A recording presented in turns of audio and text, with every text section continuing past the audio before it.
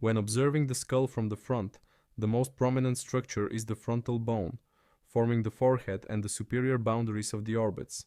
The frontal bone presents a smooth convex surface, gently curved from side to side and from superior to inferior. Near the midline, the low rounded prominence known as the glabella projects slightly forward. Above this level, subtle elevations called the superciliary arches may be seen, forming the brow ridges. Below the frontal region lie the orbits, which appear as bilateral openings with a roughly quadrilateral outline. Each orbit is bordered superiorly by the supraorbital margin of the frontal bone, which is sharply defined. Along this margin, typically toward the medial third, there is either a notch or a small foramen, the supraorbital notch or foramen. The lateral boundaries of the orbits are formed primarily by the zygomatic bones, which make up the prominence of the cheeks. The zygomatic bone articulates superiorly with the frontal bone through the zygomatic or frontal suture, clearly visible in this view. The zygomatic bone extends laterally and slightly posteriorly, forming part of the zygomatic arch, though the arch itself is more fully appreciated from the lateral perspective.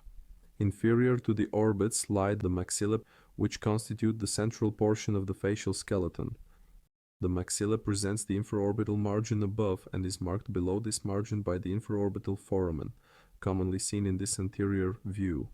The maxillae meet each other in the midline at the intermaxillary suture, although its full course is more readily observed from inferior aspects. At the midline between the orbits and above the nasal opening is the nasal, a point located at the junction between the frontal bone and the paired nasal bones. The nasal bones themselves form the bridge of the nose. They are small, rectangular bones that articulate superiorly with the frontal bone via the frontonasal suture, laterally with the frontal processes of the maxilla and with each other at the midline. Below the nasal bones is the anterior nasal aperture, a pear-shaped opening that forms the entrance into the nasal cavity. Its boundaries are defined superiorly by the nasal bones and laterally and inferiorly by the maxillae. Continuing inferiorly, the maxillae contribute to the upper dental arch, but the teeth themselves are not considered part of the skull. The mandible, although an important skeletal element, is the only movable bone of the skull and is often studied separately.